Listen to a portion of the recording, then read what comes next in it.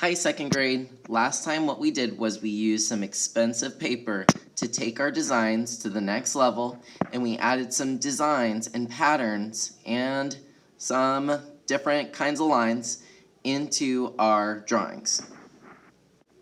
In second grade, we'll be talking a lot about color. There is a lot of things that I bet you didn't know about color. In this project, we are using warm and cool colors to create our landscape. I need two people to raise their hand, one to tell me the warm colors, and then one to tell me the cool colors. Remember, the warm colors are yellow, orange, and red. The cool colors are blue, purple, and green. We created a landscape using the line that separates the sky from the land. What is that called? Hope you said horizon. A city would not be considered a landscape because you can't see the land. Before we add color, it was important that we go over these lines with Sharpie. Please make sure that you go over your lines before you start adding color today. Let's go over how to use crayon for this project. A lot of times, people will color lightly. That's okay. For this project, I want you to put a little bit more pressure and color hard and waxy. The reason is that your colors will really pop that way. Also, when you touch them, your oils transfer to this expensive paper, and it's gonna be a lot shinier. It's a little bit hard to see, but you can make your drawings pretty shiny that way. In this project, you're gonna have to make a decision. You can make warm colors for your sky, or you can do cool colors. If you have a nighttime sky with a moon, you may want to use cool colors, but it's totally up to you. I think it's probably better to use the warm colors for the sun and cool colors for the moon, but you can do it your own way as well. Go ahead and tell a neighbor. Do you think you'll do warm sky colors or cool sky colors? Before I choose, I wanted to go over some questions that I get a lot. So people will choose their cool colors and their warm colors and get them all set up, but then they get really confused about brown, gray, or silver, and white. Also black. Those are called neutral colors. Say neutral colors.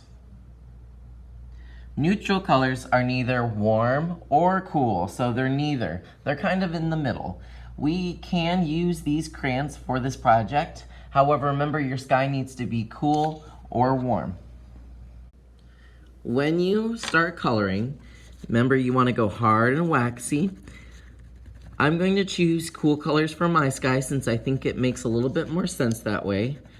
I want you to really give it some variety.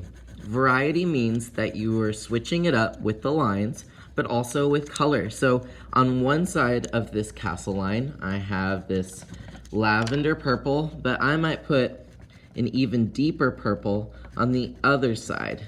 Maybe you could even do a pattern of different purples. It's totally up to you, but I really want you to just take your time and really think about adding variety to your artwork. So here I go, coloring my sky hard and waxy. Now you can also use green for the sky. I noticed that green doesn't really show up in the sky. That's okay if you want to use it. Also, I used white, and remember white is one of the neutral colors, including brown, gray, silver, and black. So if you want to use those are fine, but remember you want to choose whether your sky is warm or cool, so that I know that you know those colors. Now, am I done with my sky yet?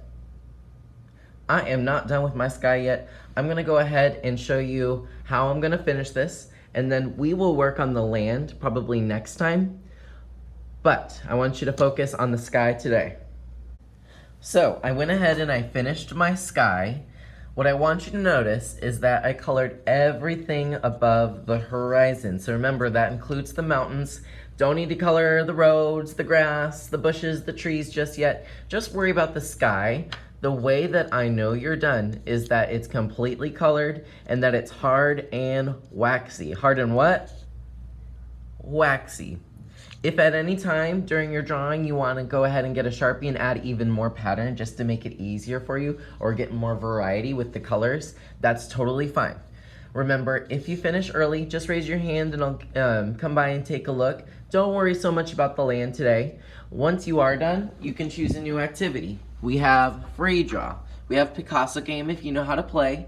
We have blocks that you can use on the carpet. We have cube structures that you can use on the carpet. You could do whiteboards as long as you stack them neatly. Use one marker, one eraser, one board. You could write me a note and put it in my mailbox, or you could help a friend today. Remember, please raise your hand before you choose another activity. Hope you guys have a great day.